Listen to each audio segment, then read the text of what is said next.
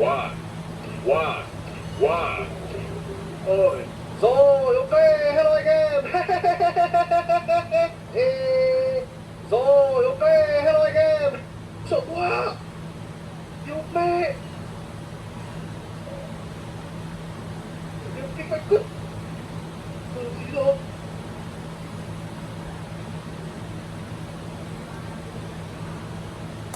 Rồi mẹ cửa tính mà nhảy ra đi. Chạy vào đây đi, gì nữa là về phòng bảo vệ con ngủ đi. Không hả?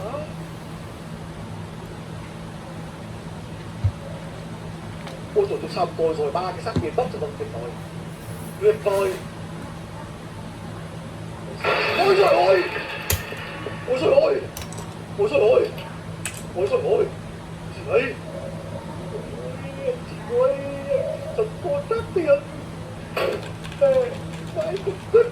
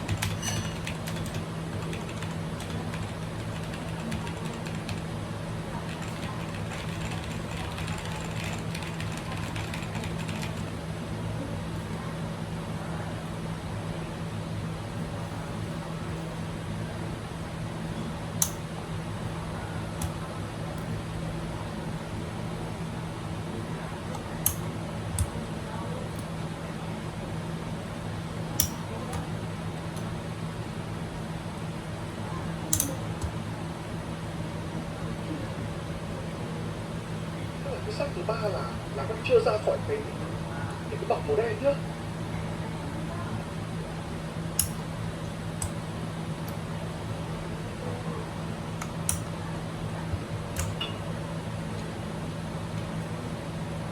Bây giờ tôi phải về phòng bảo vệ gọi điện thằng rồi đi. Những cái này là cũng không quan trọng, phòng của con ta sơi. Giờ này còn gọi điện gì thằng Johnny nữa, sao mày ngu thế? Cái nhân vật chính kia ngu hơn lớn. Giờ không chạy đi còn thế nào nữa? Chịu đây, không thể gọi điện được. Trách nhiệm công việc cao hơn. Để anh kìa. Sao em xí này? Bác trưởng. Có sợ không? Ồ, trước thì nó ăn mất cháo lòng của tôi, nó làm đổ cháo lòng của tôi, bây giờ ăn sạch cháo lòng của tôi rồi là kìa. Nó lấy cả cái bếp ga rồi. Mất dậy. Ăn cháo lòng của tao xuống lấy cả bếp ga à? Thôi chờ tao nhá.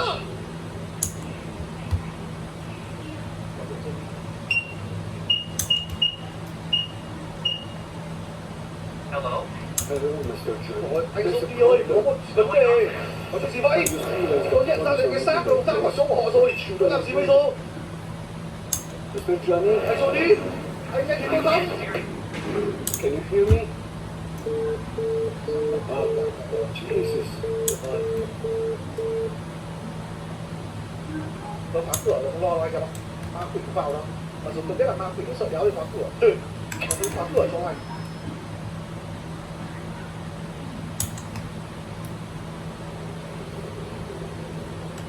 Ba con ấy đi cho thầy vui chưa?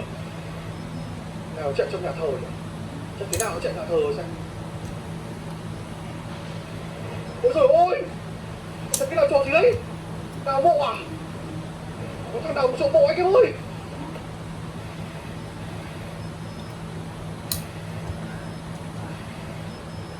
Thế ngu thật, đi đào chỗ mộ đúng không? Mẹ trong... cái phòng xác bị mất tín hiệu camera rồi nhá. Phòng xác mất tín hiệu camera. Cái này đào chỗ mộ đúng không? Khu mộ có ma. Đèn lắm còn ạ.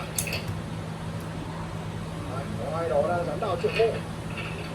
Bạn ơi, đừng đào chỗ mộ bạn ơi. Tối nay ở đây có ma bạn ơi. Bạn gì ơi. Đừng bạn ơi. Tối nay có ma bạn ơi.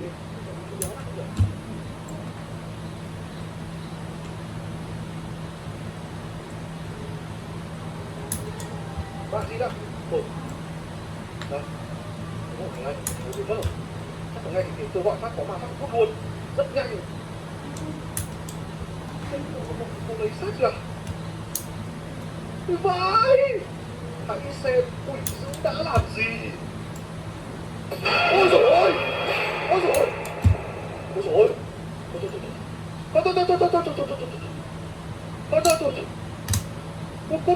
Cút khỏi cái chỗ này không đổi nhiều. Cút Đéo có làm việc đéo nữa. Cút ngay lập tức. Luật sư chúng mày lừa ông vào đây. Mẹ. Ông khóa cửa rồi mà mình có cái có siêu mà. Khóa đã bị thay có siêu mà, đập tí. Siêu mình muốn nhất được đây. Ủa, trước cái đống người đứng kia kìa.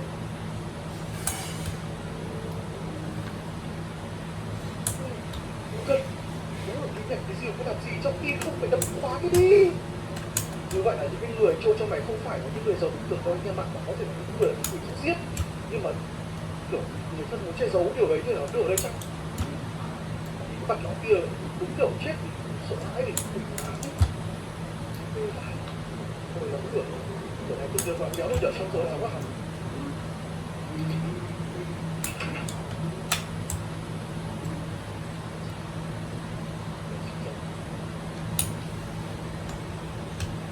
Xong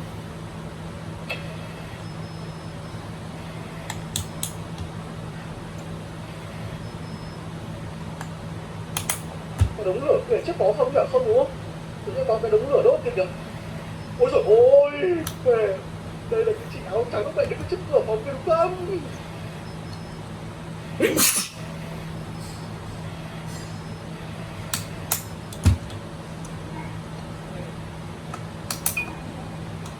Kiểm tra cái có đống lửa trong người trước không có đống lửa đấy sao ấy?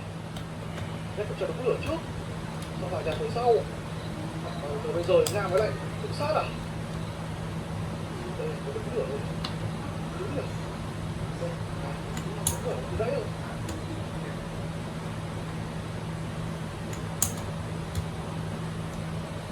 Không phải nhà thờ đâu. Chị này không có làm hại mình đâu anh ạ. Tôi thấy chị đứng lúc nãy chị đứng chị chỉ nhìn mình thôi. Theo kinh nghiệm thật chủ của tôi, ma không hại người, chứng tỏ ma có thể có sự oan khuất nào đấy và muốn mình giải sự oan khuất đấy, đúng không? Ma ơi, ma ơi, ôi trời ơi, phải cả cứt, mẹ, chó gì nhá, chó gì nhá, Gary Mốt à, game này mà cho bố chơi thì mẹ, OS left the game nhanh. Chúng tôi chôn những người đã bị chôn ở trong cái khu mộ này có lời nhắn dành cho anh trong rất nhiều năm qua, thì một con quỷ đã được chôn ở đây và hành hạ linh hồn chúng tôi. Bây giờ anh cần phải tiêu diệt con quỷ ấy để cứu chúng tôi khỏi cái việc thì hắn ta coi như là kiểu tra tấn, nếu không anh chỉ chết mà thôi. Anh chị ơi, anh chị liên quan gì đến em đâu anh chị ơi? Mày tự nhiên em đi giết quỷ, em giết đéo quỷ chị em chị ấy. Chân chắc cũng là xử lý dấu chân. Em chỉ là anh bảo vệ con tay chị ơi. Tay cầm một tính giá không chứ đâu này. Tay cầm một tính giá không chứ.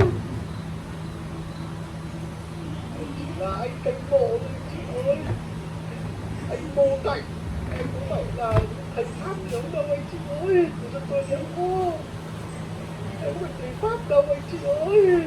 Anh chị ơi. Ôi trời ơi. Chị ở đâu vậy? Chị ở trong con ma sơ đúng không? Nhét đã đặt rồi. Chị ơi.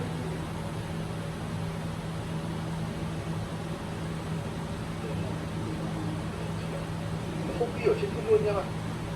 Trên mét có đúng một cái nhà nó không bị nhà gì. Nhưng mà thường nhà này là tôi là thường là cô cái tôi xem phim với cả tôi chơi game, thường là chúng hay là chúng là sẽ để xương rồi này, cho cốt. Mình cần có dụng cụ để phá cửa vừa nhặt được cái siêu này có đéo gì. Anh bổ sung cái dìu gì nó vẫn lại dìu không có hiểu sao đặng kia tự nhiên bảo tôi lấy dìu không lấy dìu sao bây giờ vẫn lại dìu nghe rất ngu học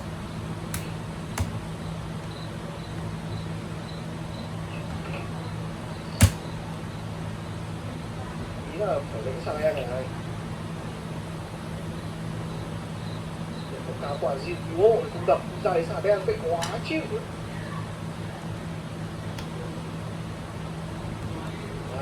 hay là cái mẹ hóa của cái trước chẳng cút chẳng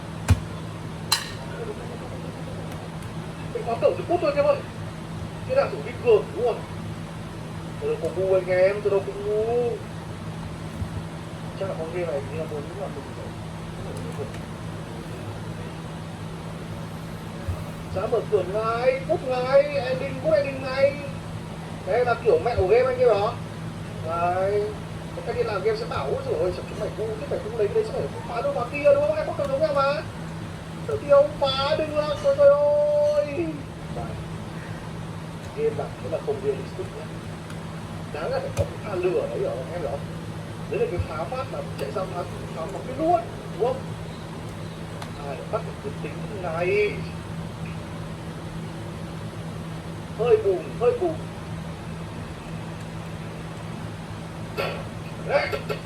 một trọng kiếp đấy thằng bố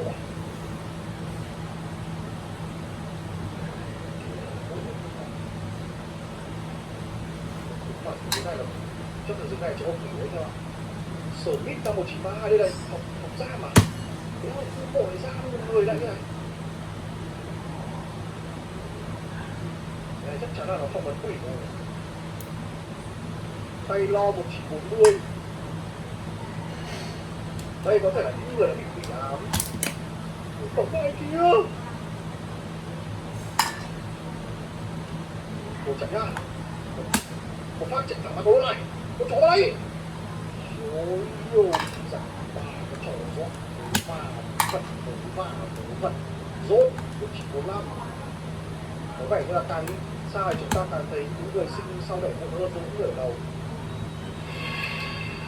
đi đâu gì đấy vừa bớt 1951 này tức là chúng ta càng đi thì cái năm sinh của những người trong bộ này càng tăng lên nha đấy mày tưởng tao bị cái mày đấy tìm tao mày chỉ dọn cho tôi đúng không tao chạy phải cho mày luôn này đâu trong con chó tao bối đi đấy không mẹ cái kim dị mà mà chúng ta đã không sợ ba sẽ phải sợ chúng ta nguyên các tiền dị cứ lao thẳng chứ có ba không sợ gì lao thẳng luôn thì tôi lao thẳng thì trước là có gì sợ tôi lao thẳng luôn rồi quan tài quỷ không bật nữa rồi em ơi gì đấy William hoặc Barrington hay là cái đứa trẻ bé nhất của doanh nghiệp Barrington đã ở giữa những quyển sách và những cái con sách đã bị thối rữa đứa trẻ của William này như này dòng họ đây dòng họ Barrington từ năm 1917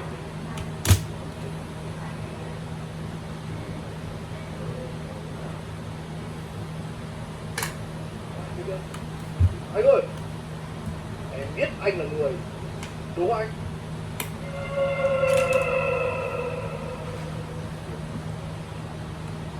người đang ra chào hỏi cái chứ đang sợ không có ai đó đi cùng với cái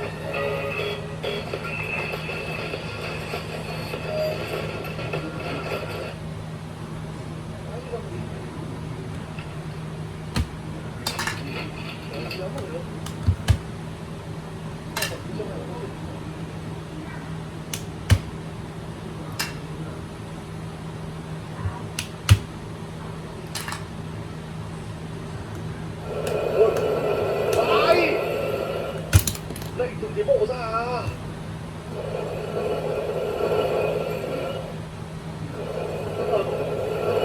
Chỗ này là vàng rồi đúng không? Không nhận được.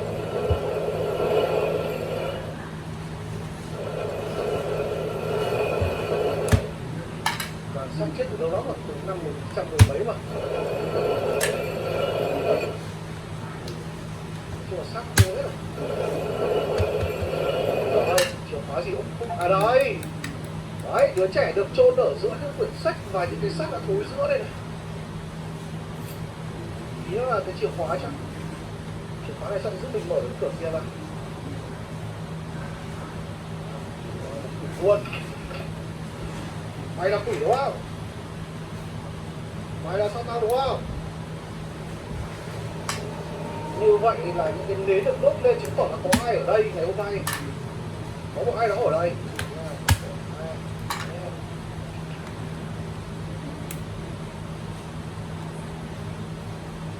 Đây. Cái kéo cái này dài này, kéo cái khóa này dài mà lại đang kéo.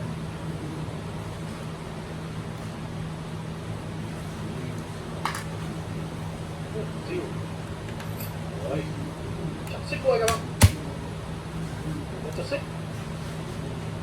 Có đoạn gì? Không phải à? Dìu chặt xích đấy mà. Đúng rồi, đây. Ôi xôi rồi, dậy đi Satan. Satan ơi, tao đến ta diss mày đây, con chó. Đây, đến đâu, đây là cái thằng mà đứng rồi. Đứng ở cửa bên cái điện mà. Sao lắm nào?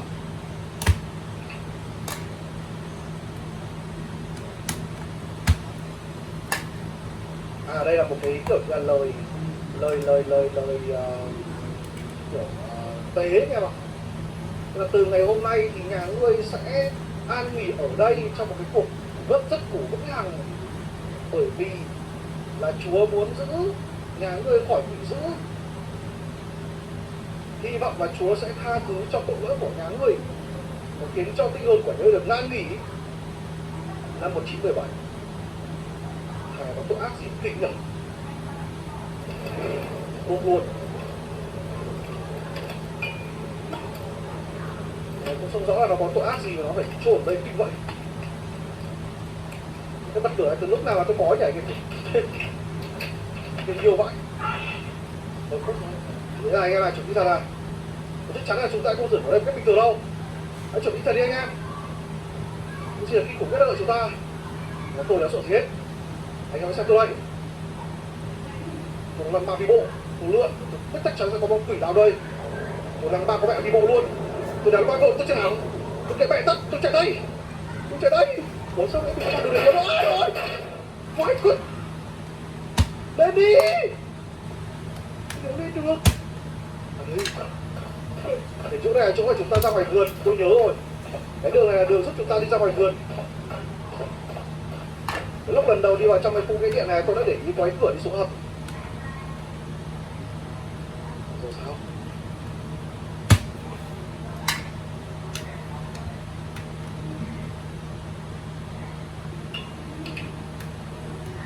Mày đi không cái gì phá quá đi mày. Thằng ngu này. Mày ngu nó vừa đúng chưa?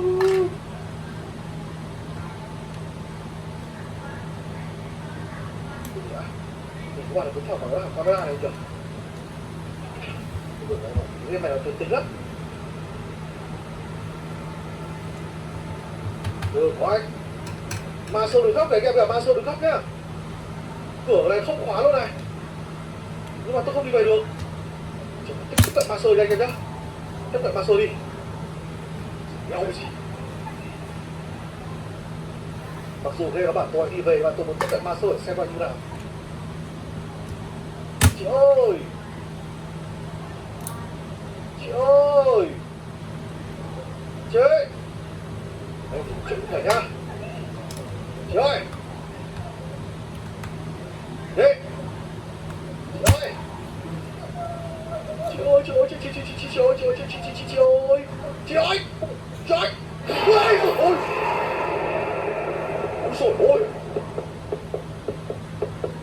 chưa?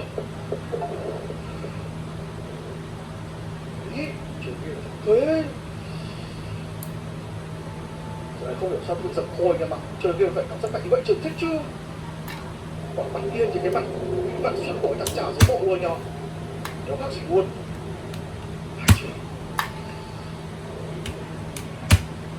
Nhưng mà do mình biết là chắc chắn sẽ bị dọa rồi là mình không sợ. Mặc dù nó giật mình nữa. Mà hắn kia vào mày. Nó sao vào nữa. Rồi game mà đéo cho phá rồi anh em ơi.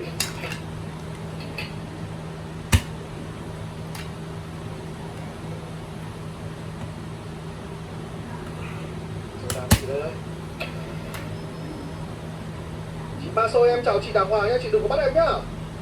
Em chào chị Đàng Hoàng rồi nhá.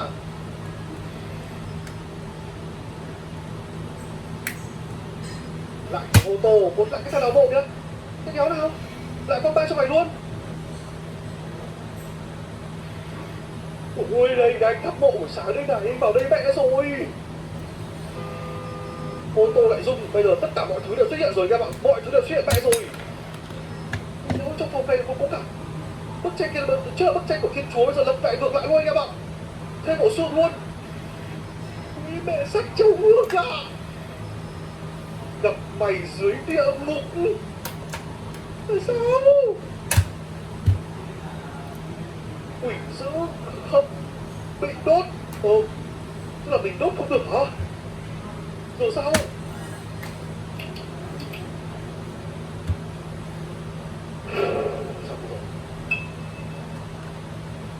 Sao rồi đây đây? Trời ơi! Quang cửa bố con ơi!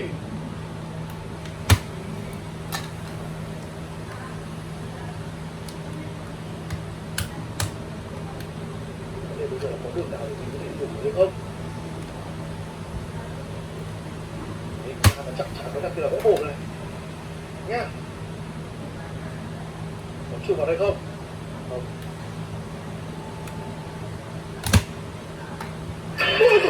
So what is Codecademy? Codecademy is the easiest way to learn how to code online.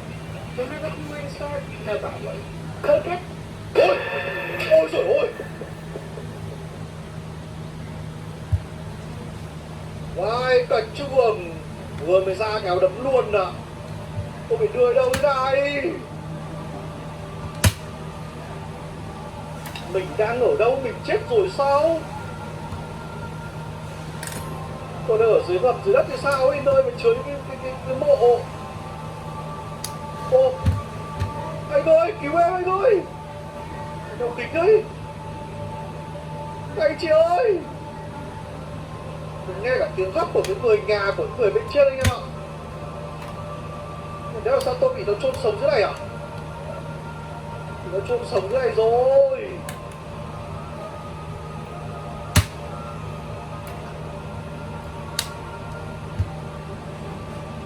Anh kêu làm trò gì cơ? Tạo hình trái tim à? Cái trông kìa. Nhảy xuống đây thôi. Ô, người ở đâu? Ai? Chỗ đéo nữa đây. Tôi bị đưa xuống ngầm rồi kìa.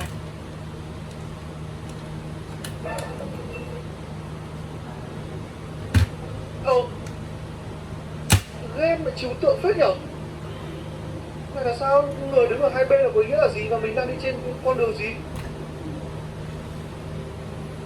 Cái này là tôi cảm tưởng như kiểu là mình đang giống như kiểu mình đang đóng vai Thiên Chúa. Tất nhiên tôi không phải là những người mà theo tôn giáo, tôi không biết rõ lắm, là giống như kiểu nó đang giảng dựng lại cái cảnh mà Thiên Chúa đang bị gông vào cái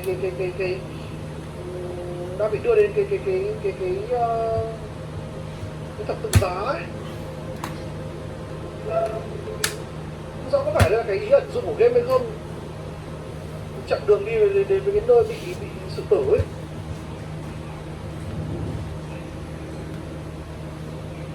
Nhưng mà nó ăn nhập gì với cả cốt truyện game này ta? Như nào?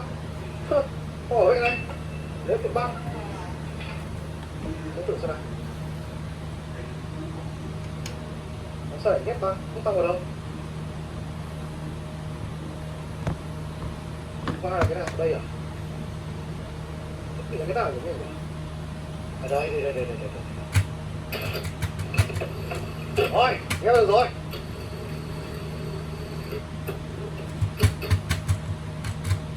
Ủa sao? Ở đây thôi. Hello there, viewers. Today's true story is about a man who was hired as a security guard Đây là một cái Vince graveyard.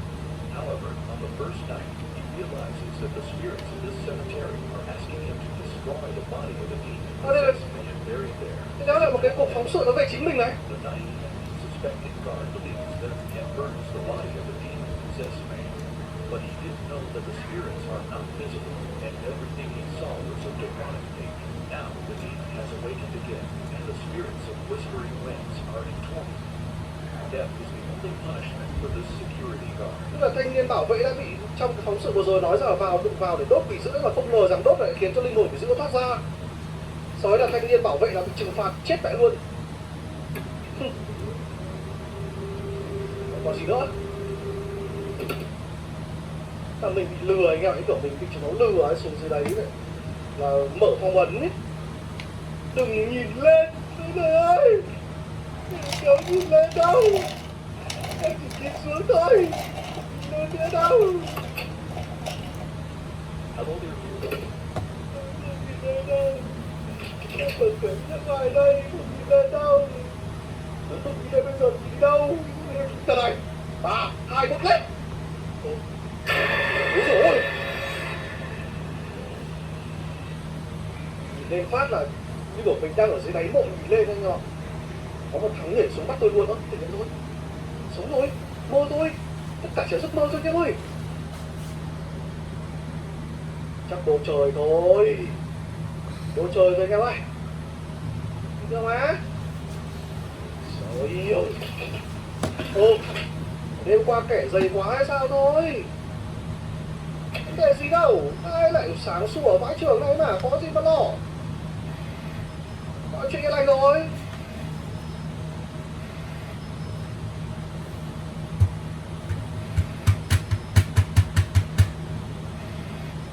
Ok, có ai đứng ở... À, ông cha xứ đứng ở cửa cổng kìa. Này, ông cha xứ đứng ở cửa cổng chờ tôi luôn này. Thằng mày ở đây cũng được fix rồi, 3 cái xác vẫn nằm như đấy luôn.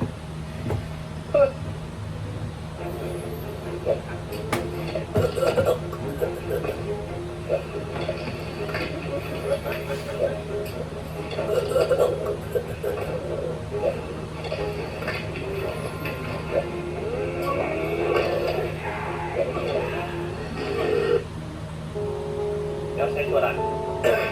Xe rồi mà. Thử. Sao đeo lấy?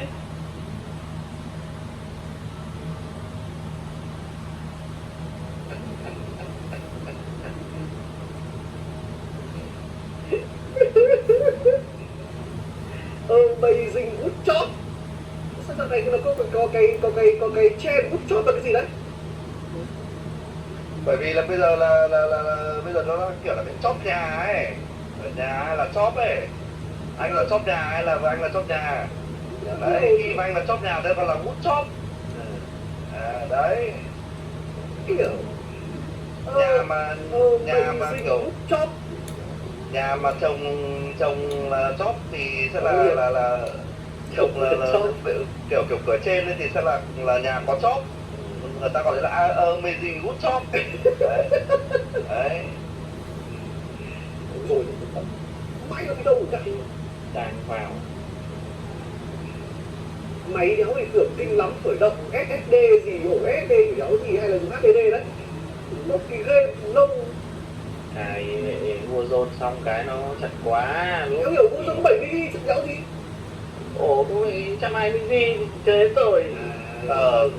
Không có cái ổ, coi như là mấy trăm GB ở bên shop, mua cái loại 120 GB. Chẳng mấy trăm đây. Tranh thủ quảng cáo luôn anh em nhé. Đây là shop vẫn đang bàn SSD rất ngon. Nhặt chìa khóa đi dậy mày đi. Sao lại có súng rồi? Thế kéo được vào có luôn mà. Đi. Mình đi mở cửa đấy. Địt vậy, ui, địt vậy, ui, khực, ui, khực. Cái gì đâu. Được được. Nhét vào cái lỗ đi kìa. lỗ bên cạnh rồi. Đâu? Lỗ khóa đấy, lỗ nào? Cái này bên Tân Hôn không biết làm cái gì. Mở cửa đi vào đi con đéo nữa. Đến cửa đến người khác chứ. Mày điên à? Cửa đường này đi rồi, tao đầu cái đéo chìa khóa còn mày phải đi vào đây đéo vào nữa. Liên quan đéo gì? Đường này là đường mày đi rồi, đéo ai chính. Nhanh vậy. Thì nó đúng rồi. Giật lên, có cái gì đấy? Gì đấy? Sao Vũ lại đứng lại rồi? Nó xuống rồi. Mất rồi. Đi nhanh lên. Chắc bắn súng nó bị để Đi. Súng chắc là nó cháy mẹ bóng đèn rồi. Này nói đùa chứ làm gì có cái gì dọa. Thành ngon rồi đấy. Cái gì? Cái thử di chuyển đây này. Đấy, Ngon rồi đấy. ngon chưa? Để là bắt đầu thôi. Nếu hiểu sao tự nhiên nó lên 9 mấy chứ còn lại lên 10 mấy đó. Đấy, đi. Ngon rồi, đi, đéo nữa. Mà rồi thì thôi. Tối đấy, không gì nữa. Mày bật tên tinh cái mày.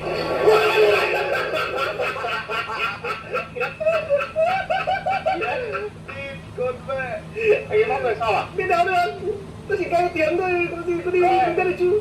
Em nghe thấy tiếng thôi, có thấy gì đâu. Tao chỉ à, chứ không có gì à? Để mang giải đố mà, có gì đâu. Bây giờ đố mà, không vấn đề gì. Nó cứ nhảy loạn lên, đi. Không vấn đề gì, không Đó vấn là đề gì. sao? Xong rồi. Em nói đùa mà, làm gì có cái gì. Là đã có cái gì nói thế dọa thôi. Chứ không sợ. Hả? Tốt, bay lên rồi. Ở đây đây mà. Mày còn kìa. Thế rồi. Mày đường sao vậy? Đừng có phân vẻ. Đi. Đây không phải là game mà đến ngã ba là dừng đâu. Nhảy lên. Ok. Thế thì thôi. Nhảy cái gì, có con gì đâu mình nhảy. Đéo gì. Đi nhá.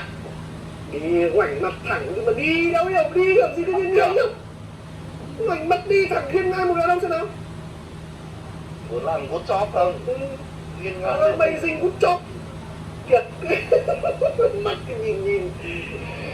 Có cái gì đâu. Đâu. Đã có cái gì đâu.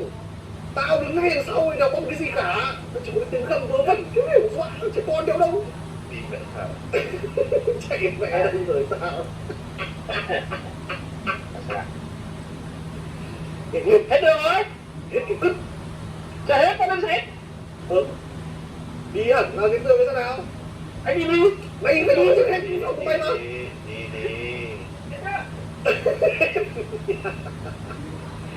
Quay lại thôi, đến lượt cũng quay lại thôi.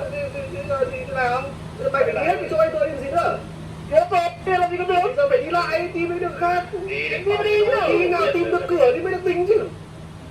Anh đi hết rồi. Đéo liên quan. Đến lượt anh rồi, đéo. Thế là tao đâu có làm chứ. Làm đi. Tao đâu rồi? Đấy là anh chứ. Thằng Vũ đến mày chứ. Vẫn một bộ của tôi.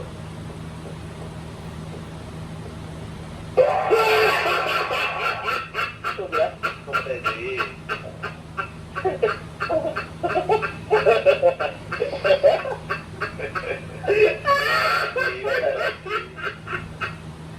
Rồi xong qua. Đạp mất lòng long mạch mà. Này em có sợ đâu mà. Bây giờ nó ở đây thôi. Đừng đi sao đây. Máy nó có một pha thế này mà. Đây. Đây là cửa mình vừa vào mà. Ở đây là ấy đâu ấy. Kéo hiện liên quan gì? Đâu chúng tôi đi đi. Mày phải đi, mày cho mày đi nhầm đường. Đi. Kéo, đi sợ kéo. Ra mẹ đây.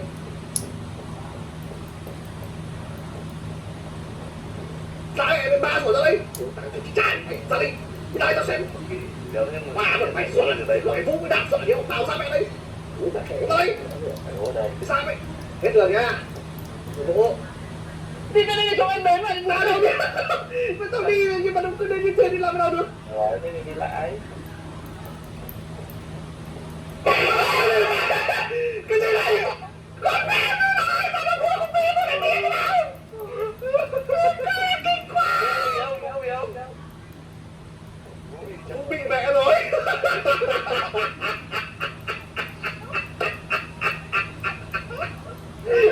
Dính rồi.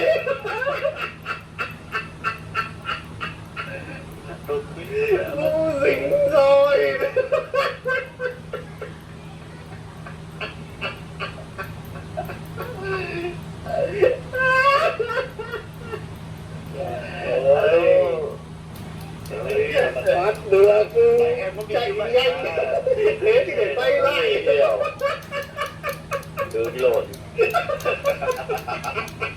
kiểu chạy rất tự tin cơ, cái pha lại tự tin cơ, bởi vì là nghĩ là kiểu ấy là đi lại là sẽ đâu có gì ấy. Đi tiếp đi đâu nữa. Đúng rồi. Đâu không múa mà thì dừng ra.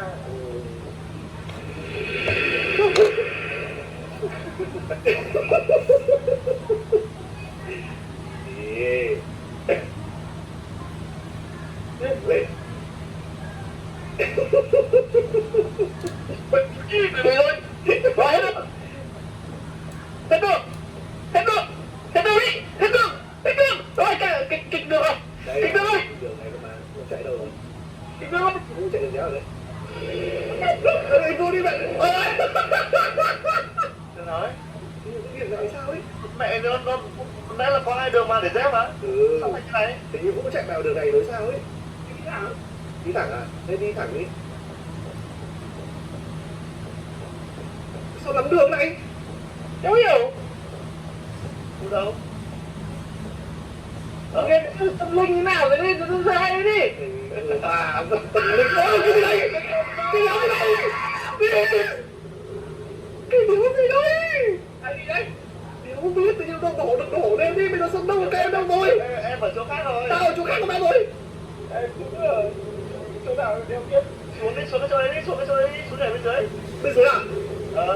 Thế nào? Xuống đây có đường này. Em đang bên trên này nhìn thấy không? Đâu phải đâu. Em đang bên dưới này. Anh nhảy đây. Nhảy nó có cái hố nhảy từ đấy á? Đúng rồi, hố nhảy đây.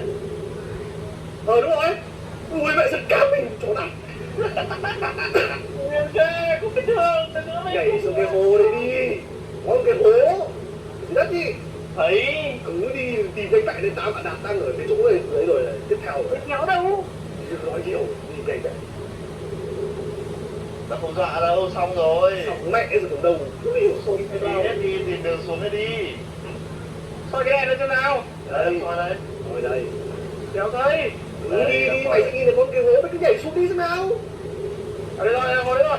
Bảo đi đẩy mẹ đi thật là tránh sao mày kẹt vào đâu cơ. Biết ngay.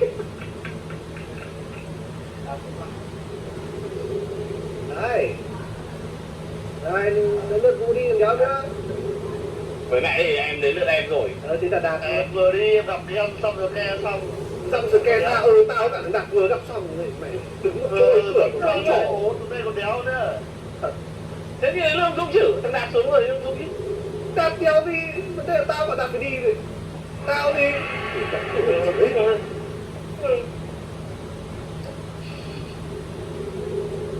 Từ em đổi mặt đi. Rồi cái này. Má sao mẹ đây? Có chỗ mà mày sao mày đập bố đi? Mày đập bố sao nào? Mày vào đấy. Mày nói cái gì đây? Mở cửa kia đó, mở cửa kia. Bố, nhanh lên, mày đấy. Sao lại tôi không nói? Cửa mở lên, bây giờ ao đi một đéo nữa. Nó hơi lát, chắc là nó thế. Cửa nào? Cửa cái kia, nó vừa mở, tao đi hết đây rồi, nó mới mở ra đây. Đấy. Cái gì đấy? Đây là chữ sơn đây này. Đây là nón sơn, với chắc là vào cửa của bố thôi. Nón sơn. Rồi nhanh lên. Hiền ngang đi vào vừa đi vừa chửi ma giống tao đi. Nó sẽ đỡ sợ. Tao thề, cứ đi vừa chửi ma giống tao. Ôi, cái tivi đằng sau anh kìa. Cái tivi đằng sau anh kìa. À.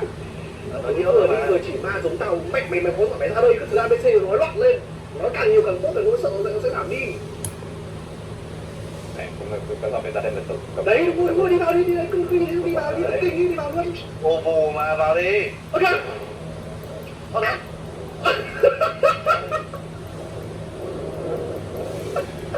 Nó sẽ đéo nào? Sao giờ mới nghe được con tiếng thét của Vũ? Ôi, nó sơn mình à? Đây, nó sơn rồi này. Đây, em vào đi, không có gì đâu. Nhấu vào được. Không vào được. Hay là phải dùng no clip để vào nhỉ? Chết rồi, vào đây một mình rồi. Không biết. Lúc nào để no clip nhỉ? Nào để mở no clip nhỉ?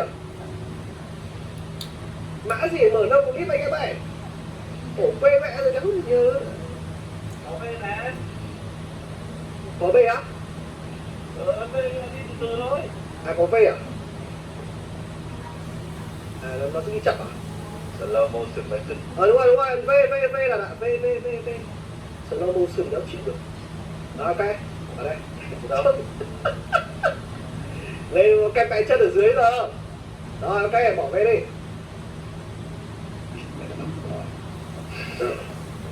Thì cũng có cái gì đâu hiểu việc sao đây.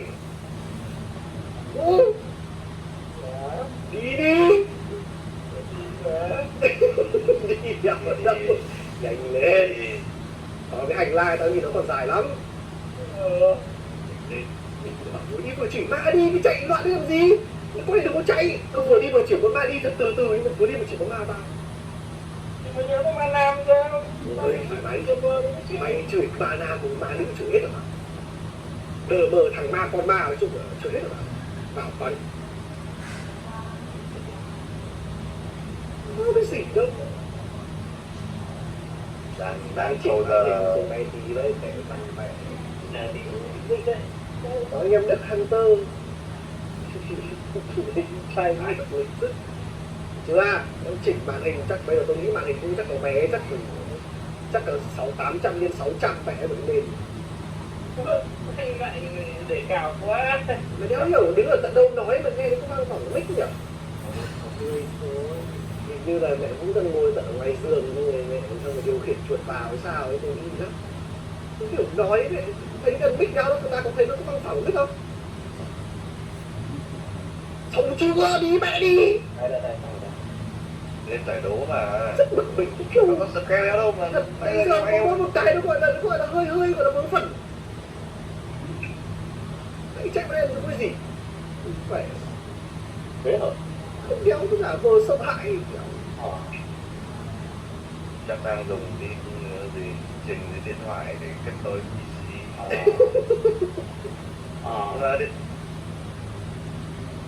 Điện thoại nó nhìn trực tiếp vào mà. Cũng ở giường cầm mic còn người chơi là Dung Nghìn để nó lên. Thật mà.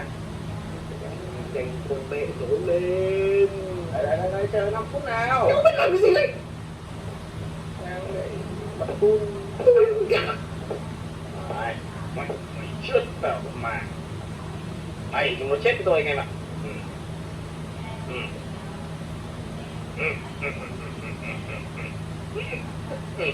Đó, cười cái gì học sinh.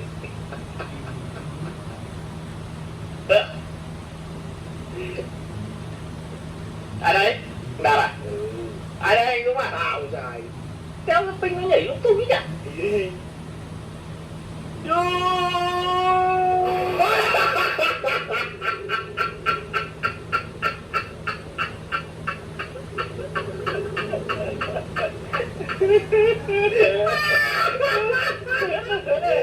Bố láo với mà. Anh này là anh cùng cha khác mẹ với anh ham cô ba la đấy. Đừng tưởng. Ngay đầu mình đã thấy cái đoạn mà giới thiệu là game này sẽ ít con sờ ke. Đấy cái chiều quay ghép tao đi ra bên kia đây. Đấy rất là đấy. Đây chìa khóa này. Ghép từ tận lỗ đây. Đấy, mở ra. Đó, ra phòng mới rồi. Hết đâu nữa. Cái này là quay trở về chỗ cũ này. Cô nào? Cái khu chỗ cũ đây. Ủa đây cửa sổ không có gì đấy. Ôi, cái gì? Cái này cửa sổ sao ấy? Đọc sơn. Đi kiểm tra xem cái cửa nào mở được, nhanh lên.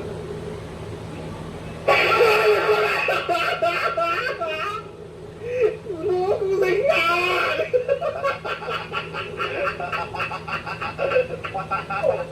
Cái này là sạn cổng rồi. Dính là tất cả cùng dính. Thôi thế này cứ đi thoải mái đi đéo nữa. Ôi đi cái này.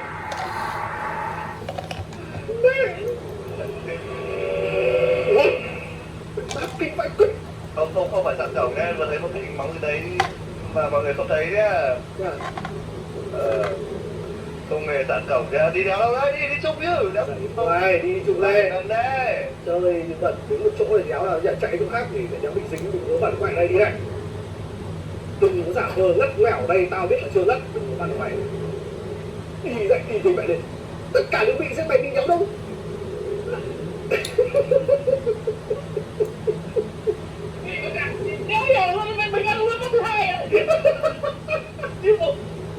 Đấy là nãy mày còn phát thứ 3 đấy, là may là mày thủ đây. Một ta còn chịu cho mày. Mình phát về trước khi hoàn hồn nó nhảy.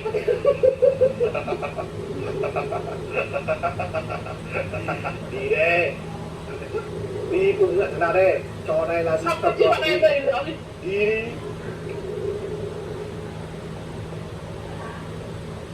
Lượn ra hai bên nó không làm cho cái jump scare nó phát ở màn hình đâu. Chạy xung quanh hai bên là cũng vẫn đập thẳng vào giữa mặt thôi. Thứ nhất là nhắm mắt vậy. Đi thẳng nó đi thôi. Đi lại gần đi, xa nhỉ. Đừng đi làm thế nào nhỉ? Đi chung để Đi lại cho anh em trông đi bẩn được nhỉ? Đấy, nhắm mắt xong chạy thẳng bẩn gì đấy. Nó nhắm mắt chạy thẳng anh em nhìn cái điệu này, điệu nhắm mắt chạy thẳng bẩn. Ôi, thật đấy anh em chưa từng thấy cái giờ bẩn. đi vui đi. Anh em về phố được rồi. Đừng có cản đến. Nhắm mắt chạy chứ không? Điệu gì đây? Gì đây? Đâu anh cái đâu rồi? Mày tao với cả cũng bay bạo mày rồi. Này. Bay cái cứt, mày lại tao đứng sau mày này. Một cái con gì đấy nó chạy. Chúng Đạt đi, đúng hiểu. Đạt tới đâu rồi? Em phải xuống đéo lắm rồi. Đã bảo đi sát với nhau nó sẽ bị bay mà cũng rất là bực mình nữa. Quay mẹ là đây đi, quay mẹ đi. Ok. Quay đầu cái link. Quay đây. Đúng nào? Rồi lúc kẹt sau mày. Mẹ.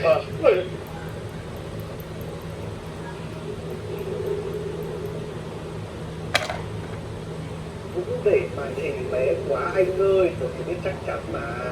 Nếu hiểu để 800 x 600 cũng sợ.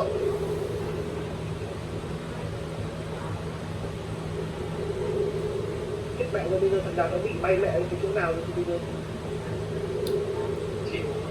À hình như là cái chỗ cái tường kia hay sao ấy. Lúc nãy là nó đi sang bên cái tường kia đúng không? Nó là quay lại đây đúng không? Đây xong rồi cha đi xuyên qua cái tường này. Đi sát để nhau, khổ. Lúc nãy là đi qua cái này này, tao nhớ là đi qua cái này này. Rẽ lên có cả cái đường rất là rộng này. Cái đường rất rộng như là bên này phải từ đây đi xuyên tường này. Đúng rồi, đặt cái rồi, Phú ơi, sang bên này, Phú ơi. Đây rồi, em tôi. Đặt cửa em ăn đi. Về đi vào. Em đi thẳng vào tường không được mà. Ẩn về đi, thằng mẹ đi. Vậy mắng chứ về. Về mà. Rồi. Mày vô chưa? Kẹp ơi. Tránh ra được ra. Kẹp cả đất rồi. Lên cao tí rồi, ok. Em xong Mày có đi tiếp đi xong với nhau gì? đi xong Vẫn là cái lời của mày mà. đâu liên quan đéo rồi sang chỗ mới rồi thôi. Mới cứ liên quan đến nó sắp cái này lại chứ liên quan đến chỗ mới. Sang rồi đâu cần đi sang rồi còn gì nữa. Nhưng mà phải đi sát thì nó lại đi. Tao chẳng thể đi trước mà phải đi sát, thằng cũng đi sát tao đâu. Hả? Thằng cũng đi sát tao đâu. Tại không sát. Anh đi sát tao chứ. Đây, xong nhá. Xong. Vào đây này, đây chẳng gần đây. Phải đập cái này ra đi vào thì Vũ đéo nữa. Mời cô con thôi. Em đi chơi lắm. Thôi, đừng có nói nhiều. Tiền Anh về muốn nước anh chứ. Không là thằng Đạt. Tao tắt vừa bây giờ đi như này. Rượu bừng không uống cũng sẽ phạt à? Lý luận.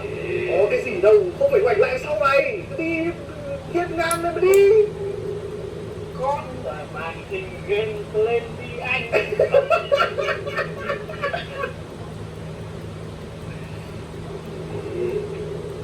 Hello.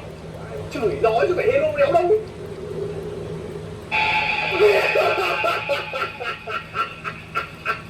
Mày có bị mình đi trò đeo tính vào đấy, may quá. Tao đã bảo là hello cơ mà, tao đã bảo chửi cái hello cơ.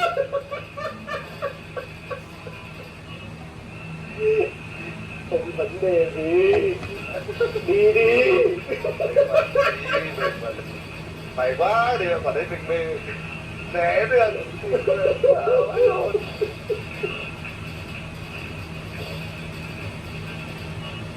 Búng hẳn lên luôn. Nhìn cả đây Vũ đang đi khom người ở thế này à. Tao phải nói nhìn thấy cái động tác của tao á. Đấy Vũ. Đi nhanh mẹ lên cái thằng khốn lại. Sao thằng đéo nó nói chuyện gần đây sao nhỉ? Ý. Tiếng nói chuyện vớ vẩn bên ngoài tiếng hiệu ứng. Hãy đổi bắp kháng đi. Để nó nát nơi rồi mà. Đấy, đây là xong mà. Xuống luôn. Đấy, đạp tiếp đi. Xuống nhất mày đến đây chỉ có việc đi mỗi cái đoạn không.